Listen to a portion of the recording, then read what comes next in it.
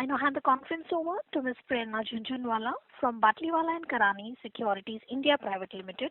Thank you, and over to you, ma'am. Thank you, Malika. Good evening, everyone. On behalf of B&K Securities, I would like to welcome you all for 3Q FY21 post-result conference call of Himmat-Singha Side Limited. From the company, we have with us the senior management including Mr. Shrikant Himmat-Singha, Managing Director and CEO, Mr. K.P. Rangaraj, Group CFO, and Mr. Dilip Panjwani, CFO Strategic Finance. I would now like to hand over the call to Mr. K.P. Rangaraj for business updates as well as comments on financial updates. Thank you, and over to you, sir. Thank you, Prerna. Very good evening, ladies and gentlemen. On behalf of the company, we would like to welcome you all to the Q3 FY21 earnings call. At the outset, I would like to wish you all a very, very happy New Year. My updates will be in three parts. One, I'll start with a business update, and then there will be a brief on comments on the consolidated financial performance, and the third will be an update on the debt profile of the company. So I'll just start with the business update. The ramp-up of capacity utilization levels at our new Terry Towel facility remains on track and is expected to continue to rise during Q4 as well. The capacity utilization levels for our manufacturing facilities during the quarter ended December stood as follows. The sheeting division 71%, Terry Towel 45%, and the spinning division operated at 102% of the capacity. During the quarter, revenue streams from brands stood at rupees 551 crores versus rupees 579 crores during the last year. In line with Himmat-Singha's strategy to expand its global brand portfolio, during the quarter, the company entered into a new licensing agreement with the Walt Disney Company for the European region. The license will give Himmat-Singha the rights to design, develop, manufacture, and distribute a broad range of home textile products inspired by Disney's vast archives and characters from all its franchises, including Disney, Marvel, Pixar, and Lucas. As a part of Disney's relaunch strategy, with a leaner and deeper partner base, Himmat-Singha will distribute an expansive range of licensed home textile products across Germany, United Kingdom, France, Italy, Spain, Central and Eastern Europe, the Nordics, and South Africa, among other countries. This agreement marks the commencement of Himmat-Singha's relationship with Disney, the world's largest entertainment franchisee. I now move on to my next section, which is comments on consolidated financial performance. The consolidated total income for the quarter ended December 20 stood at rupees 681.65 crores versus 675.85 crores in the previous year, an increase of about 0.9% year on year, and versus rupees 659.55 crores in Q2 FY21, which translates to an increase of 3.4% quarter on quarter. Consolidated EBITDA for the quarter was rupees 157.33 crores versus 124.71 crores in the previous year, an increase of 26.2%, and versus rupees 96.9 crores in Q2 FY21, which translates to an increase of 62.4% on a quarter-on-quarter basis. EBITDA margin stood at 23.1% in the current quarter compared to 18.5% in the previous year. The improvement in margin was due to enhancement in capacity utilization levels and product mix. Consolidated PBT before exceptional item for the quarter ended December stood at 74.64 crores versus 39.35 crores in the previous year. For Q3 FY20, which is the current quarter, which is the last year, beg your pardon, exceptional items included reversal of incentive benefits of MEIS to the extent of rupees 25.65 crores and European business restructuring expenditure of rupees 8.38 crores.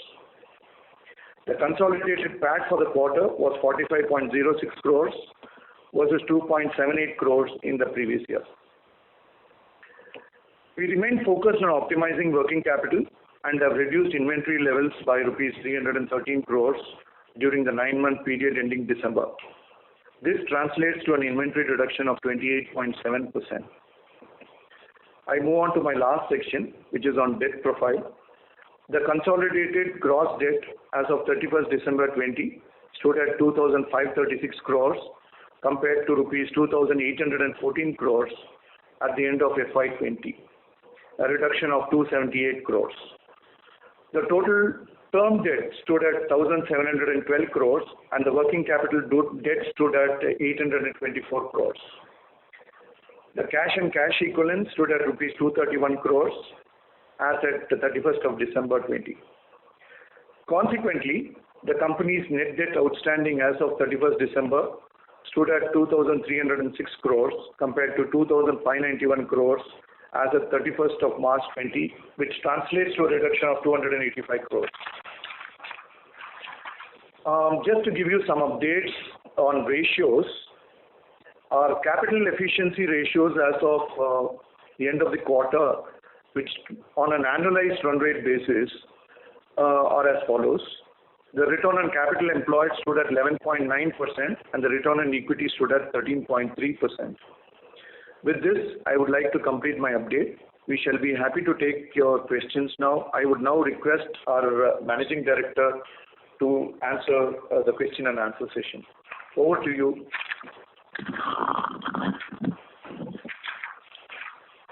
Thank you very much. We will now begin the question and answer session. Anyone who wishes to ask a question may press star and 1 on the touchtone telephone. If you wish to remove yourself from the question queue, you may press star and 2. Participants are requested to use handsets while asking a question. Ladies and gentlemen, we will wait for a moment while the question queue assembles.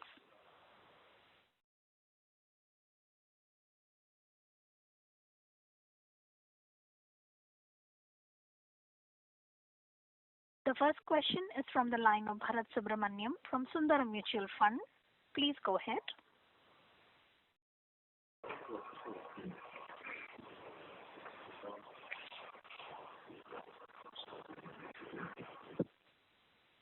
Mr. Bharat Subramaniam, your line is unmuted. Please go ahead with your question.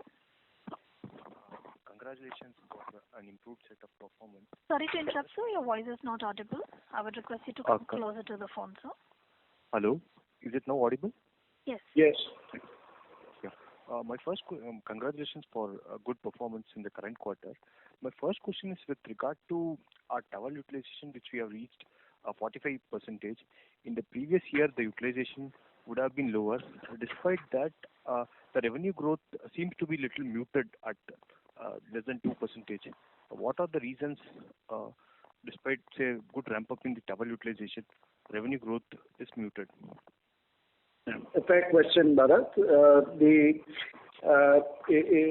We've seen some increase on the manufacturing throughput, driven by our Territal utilization seeing an upswing YOY. At the same time, we have seen some reduction in traded revenues. So as a result, consolidated revenues have stayed range bound with marginal growth. But what's really happened is our overall margin profiles improved. The way we look at things now, we continue to feel that the order books are strong and we should see organic growth going forward, including the continuing ramp up of our Territal facility. Any guidance you wish to give on either of the divisions' utilization going into FY22, or is the current margin sustainable? Either of the two. What is your view on either of the two aspects? Well, I think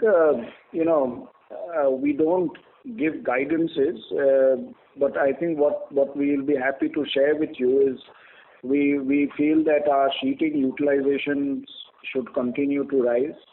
Our Territal capacity utilization should also continue to rise.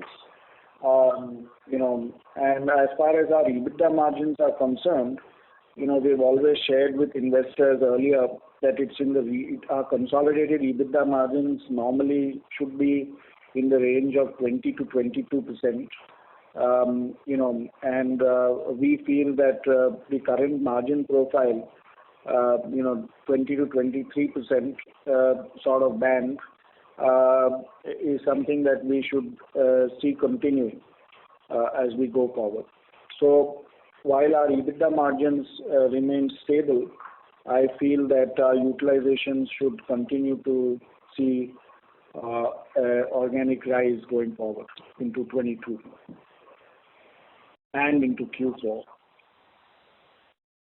Sir, last question from my side. Sir, there are uncertainties with regard to the ROACTL stroke RODP. What is the rate? We don't know as of now. That's one aspect. And second thing is on the imported cotton and Indian cotton prices being different, and also the pricing being on an increasing trend. What are the steps you have taken to mitigate or overcome these two challenges which we are seeing in the short to medium term? So as far as the government, the export incentives are concerned, Bharat, your guess is as good as mine. The new rates are yet to be announced, and so one would have to wait to see what the government announces on that front. Last year we saw the withdrawal of some of the incentives during the third quarter of fiscal 20. So it would be incorrect for me to state my views on what the government will be doing at this stage. So my request is that we all wait and see what they come out with. As far as the increase in duties on raw cotton is concerned, it is something that, as it stands at this moment, it is something that will impact any imported cotton. And so it will impact the industry because, the industry widely uses raw cotton that's imported either from the United States or from jurisdictions like Egypt. And to that extent, there will be a duty component that will come and hit the P&L. Some of it will be absorbed and some of it will be passed on, is the way I see it. As far as we are concerned, thankfully in our case, some of the cotton prices were a little higher, earlier. So, we won't see as much of a reduction as we would have liked to see. Maybe it will be more range bound. At the same time, we'll not, so therefore we won't be able to see the benefits we would have been seeing, and we largely remain range bound as I see it. Thanks a lot, sir, for the questions. Thank you, Bharat. I hope I've answered your question. Yeah, all the questions answered. Thank you. The next question is from the line of Bhavin Chheda from Enam Holdings. Please go ahead. Good afternoon, sir. Overall good set of numbers and strong traction across both your facilities. In continuation of the earlier question on the cotton duty, first question, how much is the cotton imports you currently do? And second, if I understand correct, for the since the home textile companies export a large part of their product, there is already a duty drawback available. But I think the industry has. Mr. Chheda, this is the operator. There's a disturbance coming from your line, sir. Yeah. Now it is fine? Hello? Yes, sir. Yes. Yeah. So there is already a duty drawback duty. So has the industry already applied for increase in duty drawback post increase in cotton import duty? Yes, the industry is in dialogue with the concerned stakeholders. And as I said, the government is yet to announce its new rates on the export incentives. So let's wait till that comes out. In the meantime, the way the duty will be dealt with, Bhavin, is that there'll be an element of absorption and an element of passing on that will take place. And broadly, that's how the impact will be digested by the industry. or by Himadsinga for that matter.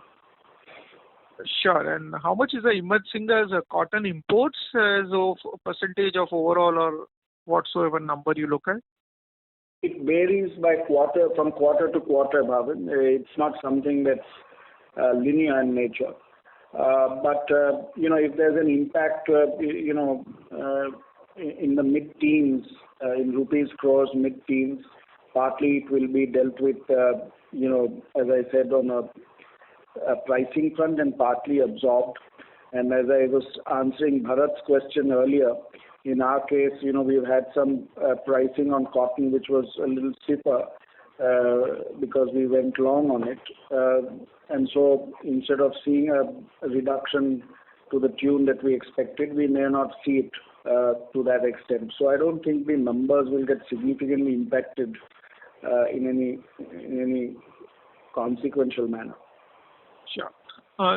Second one was on the sheeting capacity and utilization. Once you reach optimum capacity, probably by next year, is there a scope of debottlenecking current capacity, or you will have to go for a capex for brownfield or greenfield? Well, any debottlenecking in the industry is driven by capex. The only difference is, when we use the term debottlenecking, typically the capex is not pro rata as to what's required to set up that capacity in the first place. So the act of debottlenecking and thereby enhancing capacities come at marginal capex requirements. And the answer to your question is yes, Himadsinga has the ability to continue to debottleneck and increase its capacities at marginal capex rates, both in its sheeting division and its Terrytal division. Sure. Thanks a lot. That's right. Thank you. The next question is from the line of Aman Sonthalia from AK Securities Limited. Please go ahead.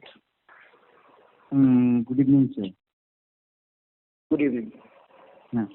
Sir, recently we have seen there is a cost increase in the cotton prices, the yarn prices, and there will be some negative news as far as incentive on export is concerned, and thereafter the currency is also hardening against dollar. So after taking all this, whether we will be able to maintain the 20-22% margin in the short to medium term? Yeah, fair question. So actually, while some of the earlier questions were pertaining to the duty on raw cotton prices and its consequential impact, what you have raised is about the inflation in yarn prices that's being seen in the industry and in the market. They are both they're not entirely interlinked, and to a large extent they're mutually exclusive events. There has been significant inflation on the raw material prices, including yarn, and that is something the industry will see an impact of in the short term. So in Q4, the industry and us will be grappling with this challenge. So I'm talking for Himadsinga. So Himadsinga will be faced with this challenge of an increase in yarn prices that is unfolding over the last 3 to 4 months. To the extent that we have our integrated spinning capacities, we will not be impacted. And to the extent that we buy from the outside, world, we will have to face the inflation. But it's more short-term in nature. I think in our specific case, with some increase in manufacturing throughput, that we should continue to that we continue to aim for during the fourth quarter, we should be able to mitigate some of those impacts and hold our margins range bound. And sir, also the freight rate has increased a lot. I think it has more than doubled or tripled in the last few months. So that cost is also borne by us or by the buyer? Well, in most cases, I mean, there's some parts of it that's borne by us, but for the large part, it's borne by the buyer. Okay. And sir, one more question that how big the China opportunity is. Going forward, how much demand we will expect against China in the medium to long term? I'm not sure I can answer that because it's a very broad question. But the China opportunity seems more realistic than it did a few quarters ago, at least in our case. And but it's difficult to pinpoint what this would translate in terms of demand. But there is an unfolding China opportunity that seems to be around the corner, but it is not possible for me to put a finger on it. But definitely there will be some positive impact in favor of India. In all likelihood, yes. Okay. And without China, sir, how is the demand outlook for the next few years in the home textile segment? The demand looks reasonably strong. Soft home as a category has been looking strong all through this last few quarters because of the underlying nature of the product. And the visibility we have at this point, it should continue, to be reasonably strong as far as we have visibility, over the next couple of quarters. Okay, sir. Thanks a lot. This is from my side. Thank you. Thank you. Participants, to ask a question, you may press star and 1 now. The next question is from the line of Rishikesh Oza from Robo Capital. Please go ahead. Hello, sir. Very good evening. Just one question from my side. Sir, can we expect the Terry-towel capacity utilizations to go to 80 to 90% levels in FY22? And what kind of revenues and EBITDA margins can it generate, given the utilization level crosses 80 to 90%? Let me take the margin piece first. So the consolidated EBITDA margins of 20-22%, thereabouts plus minus, is something that is applicable to the Terry-towel division as well, just as it is to the sheeting division. And so we think that the margin profile of that division should be in that region. There could be some short-term movements because of inflation, but other than that, the margin profile of Terry-towels, as far as Himsinga is concerned, is in that region. To your second point on utilizations, we commissioned the plant in October of 2019.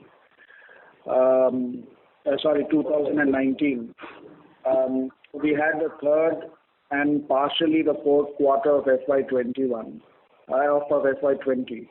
So FY20 we operated the plant for about 5 months and a few days, and then the pandemic hit us, and so the Q3 was a good pickup as far as we are concerned, to be able to hit utilizations of over 40%. As Ranga had indicated in his business update, we expect the utilizations to continue to go north in the fourth quarter of the fiscal and continue to rise going into FY22. So, all in all, we are directionally headed in the, in enhancing our capacity utilizations in Terry quite significantly going into 22.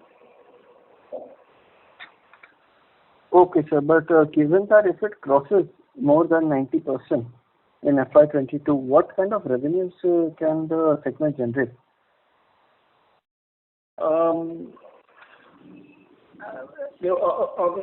I'd answered this earlier, but it should be range bound in the region of approximately at full capacity, approximately 11 to 1300 crores, 11 to 1200 crores, somewhere there, depending on product mix.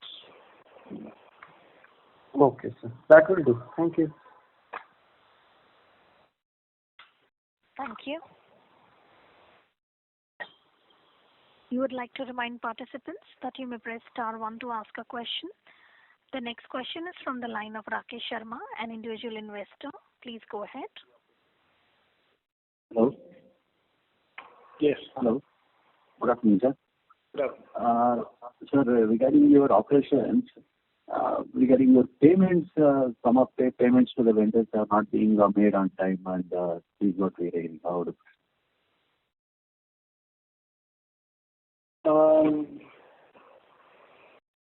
I'm not sure what you are implying, Rakesh, but please do get in touch with us and we'll be happy to take this offline.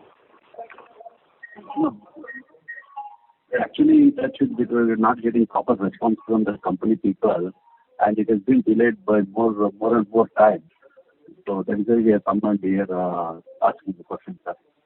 Yeah, but this is not the forum to ask this, because if there are any delays or anything of that during the pandemic, please reach out to finance, Rakesh. We hear you. So please reach out. Email ID or something like that, sir, we can come on the... I request you to reach out to the finance department, Rakesh. All right. Thank you. Thank you. The next question is from the line of Deepak Poddar from Sapphire Capital. Please go ahead. Yeah, thank you very much, sir, for the opportunity. So just wanted to understand first on your debt outlook, this 2600 odd crores or 2500 odd crores of debt that we have. So how do you see the debt trajectory or debt repayment over next 1 to 2 years? So that would be quite helpful. Fair question, Deepak. So we have reduced our net debt by about 285 crores during the 9-month period. And our gross debt has come down from 2,814 crores to 2,536 crores. Our calibrated capex cycle, as I've shared with investors, has come to a close. We do have some organic capital expenditure that's ongoing and will continue.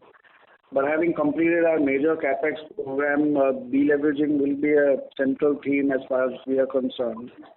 And we feel that we would delever anywhere between 200 and 400 crores per annum, going forward, as far as our existing businesses are concerned. So if there's something new we do or something additional we do, that's over and above. But on an existing basis, that's the broad range that we would consider, because we could have some working capital movements and things like that. So I guess that should be the range. 200 to 400 crores, that's on a gross basis you're talking about? That's right. Fair enough. And my second query is regarding your revenue. Now you're talking about 45% Terry Towers utilization level. So maybe it might be contributing on an annual basis, maybe 400 to 500 crores kind of a top line going. So at full capacity utilization, it has an ability to generate additional 600 to 700 crores kind of a top line. So that is what we want to achieve in FY22 in terms of by year end of next year. So we would be looking at 90-95% Terry Tower utilization level. So is that what we might be thinking about? That's the same question the gentleman asked me earlier. So unfortunately, I won't be able to pinpoint a number. Ideally, would we like to achieve full capacity at the earliest time frames? Yes, we would. As I said, we have reached over 40% during Q3. We are looking at an increase in Q4 and a continuing increase into FY22. So overall, I feel that, we are headed in that direction. Now, whether we achieve those numbers in the second half of 22 or, in the initial part of 23, I can't pinpoint. It could be earlier, it could be around that time, but we are directionally headed there. And the opportunities on revenue streams are, as I said earlier, overall, before any further debottlenecking occurs, should be in the region of 1,200 crores at full capacity. Understood. That's from my side, all the way. Thank you. Thank you. Reminder to the participants, anyone who wishes to ask a question, may please press star and 1 at this time. The next question is from the line of Mithun Ashwath from Kiva Advisors. Please go ahead. Hello. Congratulations on a good set of results. I just wanted to ask you more in terms of the medium-term outlook. What sort of return on capital employed do you foresee the company, targeting, and by when we could achieve those sorts of numbers? Thank you. Our assessment was between 15 and 20% ROCs is what we would like to consistently achieve. We were headed in that trajectory before being disturbed by this whole episode of the pandemic. And some of our ratios are a little subdued because of the new facility. But that's the kind of range we would like to achieve consistently. I'd also like to tell you all that when you're computing ROC, other than removing the tables that you do to compute the statistic, please be mindful that the balance sheet has lease liabilities and deferred government grants per accounting standards that are sitting on the books that dilute these returns and need to be negated. One has to ideally remove them. Please feel free to contact us and we'll let you know what the number was roughly for H1, but it's north of 300 crores on the full balance sheet. So, one has to not just remove the payable component in the ordinary course that we would have, but also be mindful of these aspects which are diluting our ROC numbers. Yeah, any timeline to achieve those numbers, sir?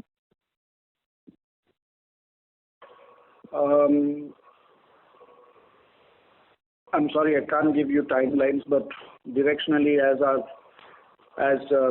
operating performance, improves, it's already sort of bounced back to normal, and as it improves from here, one will keep inching closer in that direction. Yeah, and one follow-up on this tie-up with Disney. What size of opportunity are we looking at with this licensee agreement?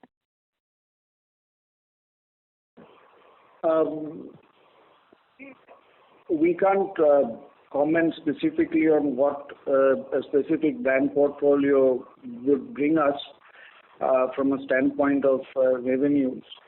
But what I'd be happy to say is, any opportunity, this is not a marginal initiative and opportunity which will result in a few million here and there. We are looking at Disney bringing us pretty substantial revenue streams going forward. And the definition of substantial would be, in our sort of brand universe, anything that does, over $15-20 million should be substantial for us. Right. And just one more question. In terms of the US, you do supply to some of the high street brands, the high-end ones. Has there been any impact due to the lockdowns, and do you see that potentially recovering in the next couple of quarters, or has that been compensated by online sales? Yeah, they were absolutely. We had issues due to the lockdown earlier on, which is why our Q4 and Q1 numbers previously were badly hit. We continue to see issues in Q2, as I openly shared with investors. But from a demand side, as far as our clients are concerned, we have seen a broad sort of stability over the last 6 months, 4 to 6 months. We haven't seen any interruptions so far in this period. One sees, some interruptions and requests for deferments coming in from certain other jurisdictions, more, for example, the United Kingdom of late. But again, these are short-term in nature as we see it at this point. So overall, I would say it's broadly stable in terms of disruptions. Right. Thanks so much. Thank you. All the best. Thank you. Thank you. The next question is from the line of Vibha Batra from Fair Connect. Please go ahead. Yeah, my question is on your cost of funds. What is the cost of funds now, and how do you see it moving going forward? Vibha, please get in touch with us offline. We'll be happy to share with you the broad range of cost of funds. And it should be based on going forward. Okay. Actually, my idea of asking this was that interest expenses are fairly substantial because it's a working capital intensive business. So broadly speaking, since you're planning to reduce debt and hopefully with cost of debt coming down as it is coming down in the economy, it should, that line which is about 45 odd crore, how would that move going forward? I will definitely get in touch offline as well.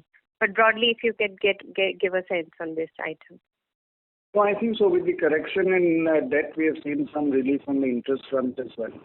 Again, the interest costs and finance charges are impacted by certain accounting standards and things like that from time to time. But broadly, it will move in sync with the reduction in debt, and the cost of debt should be range bound. But we'll be happy to share greater details should you get in touch. Sure, will do. Okay, thank you, and all the best. Thank you very much. Thank you. Participants, to ask a question, you may press star and 1 now. The next question is from the line of HR Gala from Finvest Advisors. Please go ahead. Yeah, sir, congratulations for good results in Q3. A couple of questions. First question is, sir, in shipments, export, do you find any shortage of containers and, some things stuck up in the port, etc., which is affecting the actual shipments? Yeah, actually, we do. And this is a good point that you've made. Thankfully, it's not been chronic so far, but the conditions on container availability and, logistics, onshore logistics has not been smooth. Internationally also, the supply chain is a little strained when it comes to container availability, specifically speaking, and sometimes one has to wait a little longer than usual for availability. This is not a normal phenomenon. This is a phenomenon that's being seen over the last few months, after the pandemic's broken out.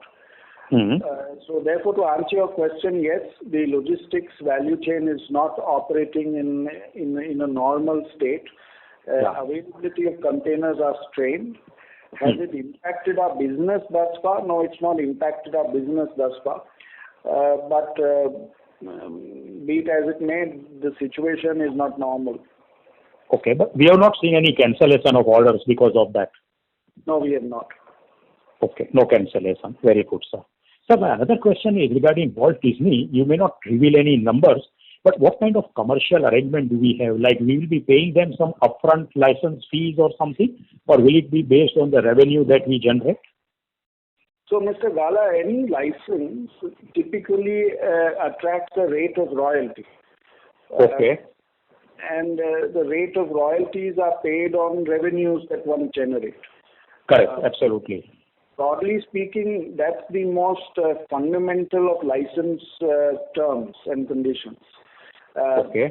And of course, there are other nuances to every license. But essentially, what is one doing in a license? You are acquiring the rights to use a certain intellectual property by giving the owner of the intellectual property a certain revenue stream or a certain share in revenues, which is royalty. So in the case of Disney, there's no difference, and we will be paying the licensor, in this case the Walt Disney Company, a license fee, which is nothing but the royalty. Right? Okay. So typically one pays that on revenue. Okay. And there will be revenue share also in addition to that? No, that's the definition of share. You pay a percentage of revenue. Okay. Or a revenue share. Now, sir, first a question arises that the type of products that you will be dealing in with these Walt Disney characters and all that, can it in any case cannibalize our existing brands and the sales that we derive from that? No, in fact, it will complement and strengthen our brand portfolio, because our juvenile brand portfolio is not as strong at this point, and adding the Disney portfolio will strengthen our juvenile brand presence. Okay, it will not cannibalize. Okay, no, that is good. Okay. So another thing, in one of our earlier results, we had said that our effective tax rate is higher because you are not taking credit for the subsidiaries' income, because overall probably we are having losses. So has that situation changed? Because I see that the average tax rate in Q3 has been as high as 40%. Yeah. We have made improvements and progress on value chain balancing. Vis-a-vis global value chain, and in terms of our financial results across the value chain. Okay. So having said that, our effective tax rate, no doubt, is still very high, and it's a pity that it is as high as it is. We are trying to see how best we can balance our effective tax rates globally. But at this point, our view is no different from what it was. Insofar as we do not get deferred tax credits in our subsidiaries, and so our ETRs are a little higher. But with better global value chain balancing, our ETR should become a little better. In FY22, hopefully. Hopefully, yes. Okay. And sir, just one question. Since in 9 months we have incurred loss of 91 crore, do you think this year we will end with red? That's a question that's very loaded.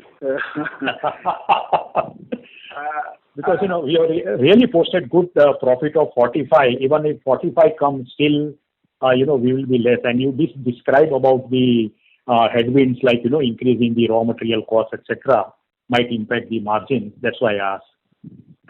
So I think the answer to the question is, as I said, the Q4 going into Q4 and FY22, the order books look reasonably strong. And we hope to make sure that operating performance augurs well under the circumstances. There are no doubt some headwinds that I spoke to you about, and some tailwinds in the form of better utilization and things like that. And so at this point, the best we can say is these are the sort of parameters that are in front of us. The worst is clearly over. Models looking strong. Assets are world class. Our brand portfolio is world class, and we will continue to deleverage, and we will continue to sweat our assets with an eye on capital efficiencies. Short-term issues aside, directionally we are, looking well positioned. Very good, sir. And sir, how much will be the normal organic capex every year we will be spending? Between 60 to 80 crores on a normal year. Okay, okay. Thank you very much, sir. Wish you all the best. Thank you very much. Thank you. We would like to remind participants that you may press star 1 to ask a question. The next question is from the line of Dhwanil Shah from iWealth Management. Please go ahead. Congratulations, sir, on a good set of numbers, and thank you for the opportunity. Thank you very much. I had a couple of questions, sir. First was on our trading revenue side, which we saw a decline of close to 120 odd crores from last year, same days. So, sir, just wanted to understand, is this kind of a more strategic as we are shifting to our manufacturing side, and hence we are reducing the trading component? And going ahead, how do we make sense on this, sir? Yeah, partly it's strategic, as I outlined and shared openly with stakeholders earlier. Yeah. We will continue to reduce external sourcing. So partly it's that. Partly it's timing differences between queues and programs and promotions. So it's a confluence of both factors. Okay. So going ahead, we can see a similar kind of run rate. Is there a fair assumption to take? Yeah, broadly, yes. Yeah. Because why I was asking this, because when you see our standalone numbers and analyze them, our margins are far superior. It's close to 26-27% EBITDA margins. And if we start to reduce our trading component, our overall profitability and margin starts to improve a lot. That's right. Yeah. Okay. Great. And the second question was on the overall demand side. When we see the industry numbers, now we've almost reached to the pre-COVID levels. Right. So going ahead, how do you see in terms of incremental demand happening? Because even when we see the US imports from across the world, it's at $380 million close to. And our India share is also quite similar, which we are maintaining at 45-47%. So incrementally, sir, how will we see the demand? And for us, how can we try to understand how will the demand come? So as far as Helifinca is concerned, and also as far as the macroeconomic sort of question that you posed is concerned, so I think India's share will continue to inch up. As I said, elements of the China opportunity to our mind and to the best of our knowledge look interesting. So there should be some upside that could be unfolding on that front. In addition to that, as far as Helifinca is concerned, our market share will be going up because of our new capacities coming on stream. And those capacities, quite honestly, will be eating into both the absolute share of the country's import into that jurisdiction and exchange of market share with peers. So, I think we'll be working on both fronts vis-a-vis the United States, but that's not the only market globally. Europe's also a large market. APAC's an emerging large market. And Helifinca's European revenues European revenue growth is progressing well, which we think will continue into FY22. So other than North America, the European region, which has been an area of focus for us over the last couple of years, has also seen progress. The third thing, other than adding jurisdictions and markets, we are adding a lot of new products and increasing our product depth, and so that widens the addressable market for us. There are a lot of subcategories of products which may or may not be covered in the statistics you quoted. So also enhancing the addressable market would help us grow our market share and drive growth. So the three factors will sort of move in tandem. The India share sort of climbing. B, enhancing the geographical presence that we have going forward. So tapping new markets. and see, enhancing product breadth and depth, and thereby enhancing the addressable market across key regions. So all these three things together should help us, continue our organic growth and ramping up of divisions that we've discussed so far. Great, so that was very helpful. Thank you and all the best. Thank you very much. Thank you. The next question is from the line of Suryavanshi from Phillip Capital. Please go ahead. Hi. Good evening, sir.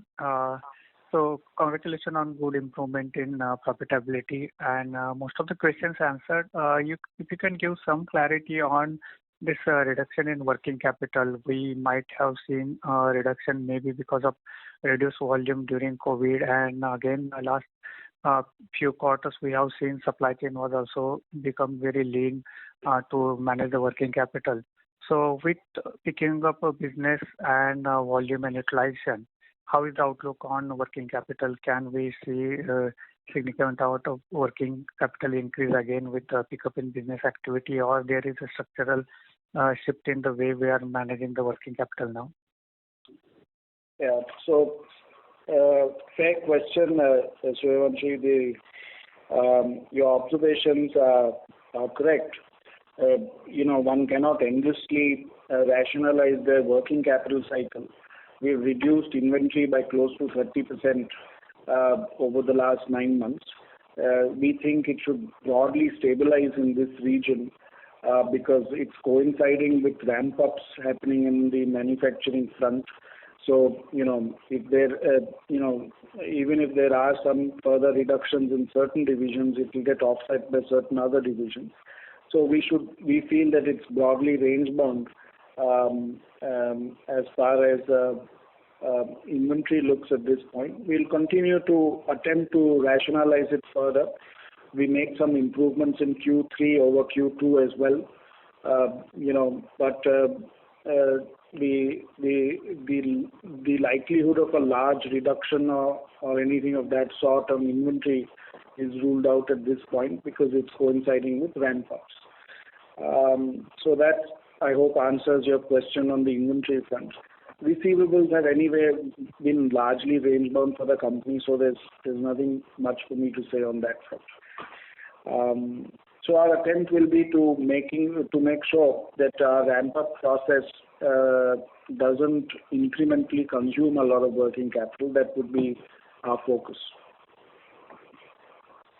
Okay, sir. Thank you very much. Thank you.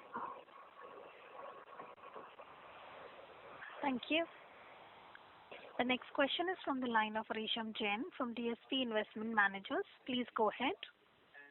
Yeah, good evening, sir, and good to see come back in terms of your earnings. Thank you, Resham. So I have a few questions. So first is, any one-off cost in this quarter from Dodballapur or the European, obviously European entity has restructured, but any more cost or one-off cost coming from those areas? Resham, to be honest, I wouldn't call them one-off costs, but I've shared with the investors earlier, our legacy business was in the red. It continues to be in the red, although the quantum of losses have come down marginally, but it continues to be in the red. Most of our European restructuring was concluded during the last fiscal. We had some marginal expenditures that are still being incurred, but nothing major.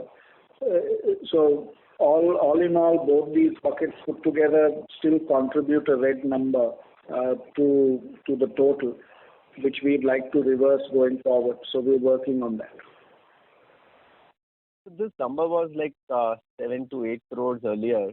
Is it similar, or has it come down from those levels? Talking at pre-tax levels? Yeah, at EBITDA level. Yeah, so at EBITDA level, approximately it was that. It is now maybe in the region of half that quantum. Okay, got it, sir. So my second question is on the uncertainty with respect to the incentive rate, which we are not sure what that rate will be. In that situation, how do we price our product with the customers? Because typically either it is passed on or we need to absorb. But because from 1st of January we are already selling and taking newer orders as well. So how should we think about this? It's a fair question, Resham. I mean, the uncertainty of in terms of what the government will announce theoretically remains. I mean, the industry has an inkling, but we can't go by inklings and and things like that. We'd have to wait till they announce the rates. And should it have an adverse impact vis-a-vis what is enforced today, then again one would have to look at largely passing it on and absorbing some along the way. There is no other way I see this being addressed. Okay, but are the contracts include this kind of escalation kind of situation? No. Okay. No contract, to my knowledge, whether in our case or any other case, can have any clause and or any sort of understanding wherein a change in export incentive will change pricing. To the best of my knowledge, there is no such possibility. So it would be an issue across the board, and everybody would have to either absorb it or pass it on, or do a hybrid of both. Okay, got it, sir. And my last question is, sir, in the last year, fourth quarter, we did some inventory write-offs, which is in like through prudent accounting because of uncertainty. Any write-backs we have seen or any write-backs you expect going forward? Yeah, that was the last question. Thank you. I think a fair question, Resham. I don't see any, because we are fairly prudent in taking them and our predictions were correct. So I don't see any write-backs as such. Okay. Thank you. Thanks, Resham. Thank you. As there are no further questions, I would now like to hand the conference over to the management for closing comments. Thank you all for taking the time and painstakingly clarifying the doubts that you have. Please do get in touch with us should you have any questions, including a gentleman who had some queries who have requested to get in touch with finance. We'll be more than happy to deal with your queries and questions. Thank you again, and I look forward to interacting with you all during the next quarter. Thank you very much. Thank you.